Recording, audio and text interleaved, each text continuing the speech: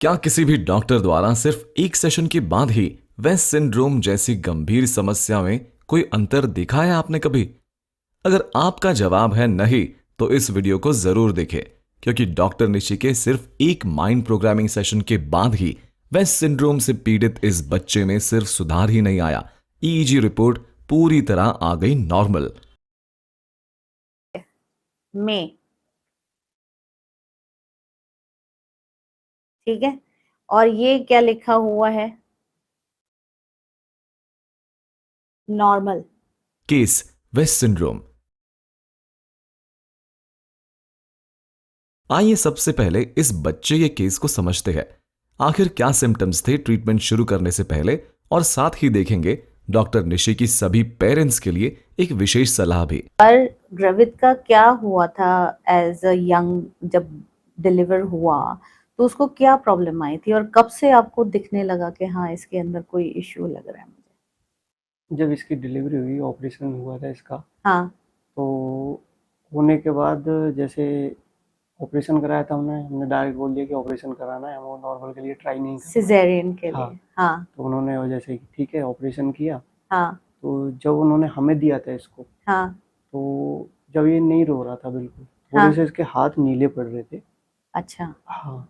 हाँ। तो जैसे उसने नर्स ने थोड़े से हाथ इसके ऐसे मिसले तो वो सही हो गया। तो उसने बोला कि कोई दिक्कत नहीं है, डॉक्टर ने बोला कि सही है और दोनों ठीक है, कोई दिक्कत नहीं है। तो लगभग ऐसे ही एक डेढ़ घंटे बाद तो तब भी ये रोने का कोई सिस्टम ही नहीं, चुप अपना, फिर हल्की हल्की सी चूं पूं पूं सी आवाज, पर पूरी तरह रोया नहीं था। रोने का तो कोई नहीं। ये हाँ। जब ये बताती है जैसे कि अंदर जैसे हुआ था डिलीवरी, तो अब रोया था। तो उसके बाद थोड़े से मुंह से झाग से आने शुरू हुए। तो मैंने पास जहाँ हुआ था उसके पास में एक बच्चों का डॉक्टर था, उसको दिखाया। उसने भी देख के बोला कि कोई दिक्कत नहीं है, एडमिट करना पड़ेगा, एक आध दिन एडमिट हो जाएगा सही। वहाँ पे लगभग ऐसे 1 से 2 घंटे वहाँ पे भी रहा। उन्होंने ऑक्सीजन इसको लगा दिया। तो उसके बाद इसको प्रॉब्लम ज़्यादा स्टार्ट हुई, जैसे इसको जल्दी जल्दी थोड़ी सी सांस ले रहा था।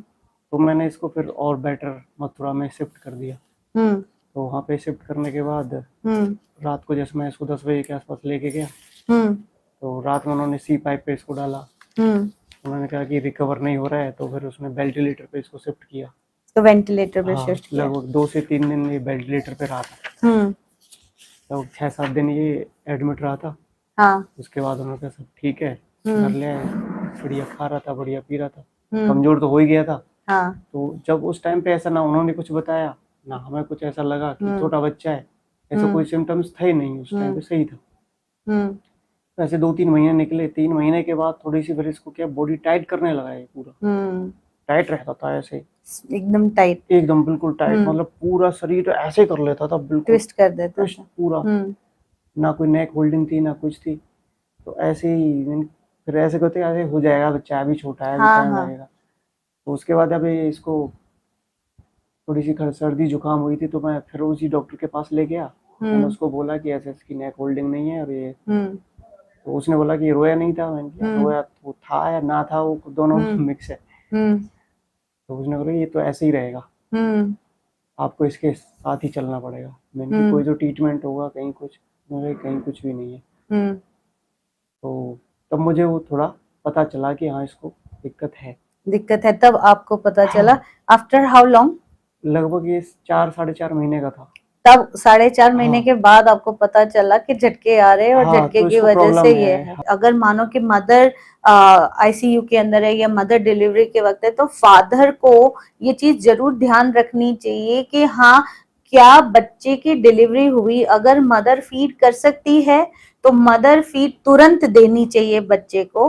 और अगर नहीं दी और सीधा इंक्यूबेटर में रखा है, वेंटिलेटर के अंदर रख दिया है, तो उसके बाद किसने क्या फीडिंग दी है ये आपने पता करना है, क्योंकि जितना लंबा समय जाएगा बच्चे को खिलाए बिना, उतना उस बच्चे की शुगर ड्रॉप होती है। और जब शुगर ड्रॉप होती है तो ग्लाइसीमा जो है, हाइपोग्लाइसीमा हो सकता है। ठीक है, तो ये चीज आप जरूर ध्यान रखें। ये बहुत सारे बच्चों की अब ये वेस्ट सिंड्रोम के केसेस बहुत बढ़ रहे हैं, और एक वन ऑफ द रीजंस ये है कि जो भी बच्चे जा रहे हैं उनको खाना कब मिल रहा है, फर्स्ट फीडिंग कब मिल रही है, ये आप जरूर पता कीजिए, क्योंकि इसका कोई प्रूफ नहीं है, फिर आपके पास कोई प्रूफ नहीं है, and this could be easily put on you कि बच्चे को पहले से ही ये इश्यू था। ऐसा नहीं होता। अगर खाना मानो कि बच्चे का 2 घंटे 3 घंटे 4 घंटे 10 घंटे खाना नहीं मिल रहा है, कोई फीडिंग नहीं मिल रही है, तो ऑब्वियस सी बात है कि बच्चे का जो ग्लूकोज है वो ड्रॉप हो जाएगा, और जब ड्रॉप हो जाएगा तो ब्रेन के अंदर इंजरी आती है।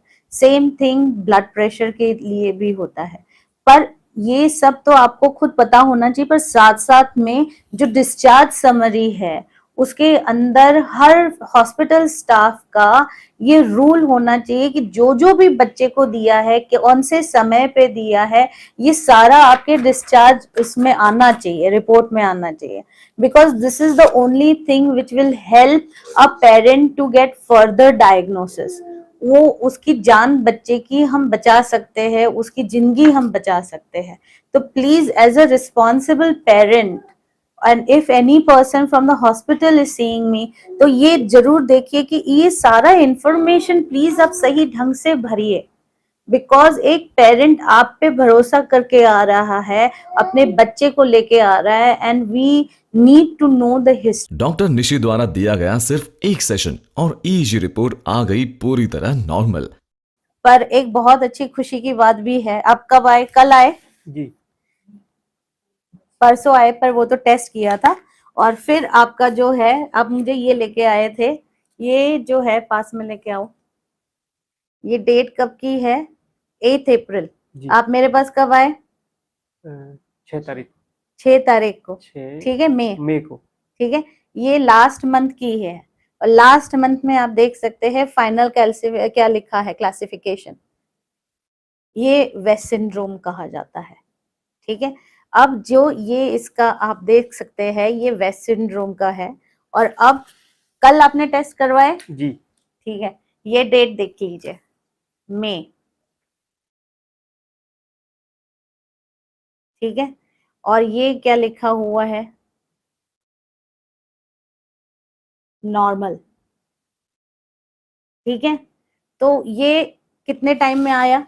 एक ही दिन के अंदर। जी, आपने ट्रीटमेंट करवाई, फिर ट्रीटमेंट करवाने के बाद आपने ईजी करवाई, जी, ईजी के तुरंत उसमें नॉर्मल आ गया, रिपोर्ट आपको तुरंत मिल गई होगी। जी। ये अंतर तो आया ईईजी रिपोर्ट में।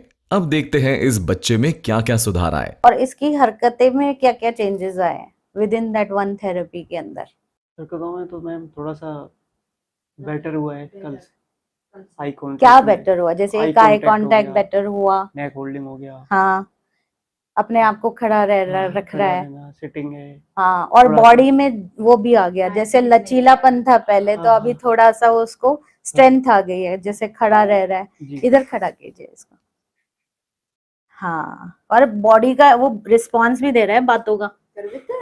गर्वित, गर्वित, हाँ, नींद आ रही है। और तूने अपने मुंह पे क्या कर दिया नाखून से? पहले तो हाथ ऊपर नहीं लेके जाता था ना, नहीं ले। अभी तो अपने मुंह पे देखो, इसने नाखून से सब किया हुआ है डेकोरेशन, है। गर्वित, खाना खा लिया बेटा? खाना खा लिया? हाँ। अभी नींद आ रही है? नींद आ रही है? हाँ। कल तो उसका गला पूरा पीछे जाता था, है ना, जी, और कितना मोटू मोटू सा था, कल तो एकदम पतलू हो गया ये, है बेटू? हाँ, देखो पूरा हेड कंट्रोल कर रहा है ना।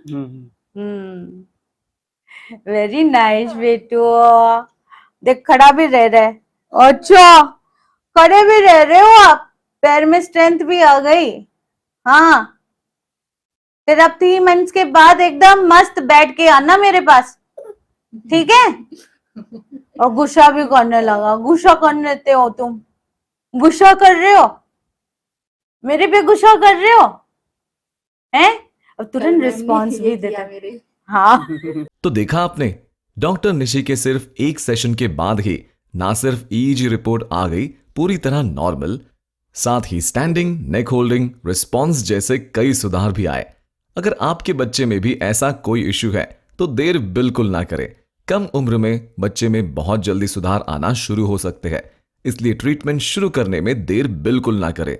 अधिक जानकारी के लिए या डॉक्टर निशि का अपॉइंटमेंट बुक करने के लिए आज ही कॉल करें 7060819333 पर या अपनी डिटेल्स हमें ईमेल करें drnishibhatt@gmail.com पर। इस वीडियो में दिखाई गई सारी क्लिप्स लाइव वीडियो की थी। अगर आप पूरा लाइव वीडियो देखना चाहते हैं तो डिस्क्रिप्शन में दी हुई लिंक से देख सकते हैं। इस बच्चे की तरह आपके बच्चे के जीवन में भी ऐसा ही बदलाव आ सकता है अगर सही तरीके से सही उपचार कराया जाए तो।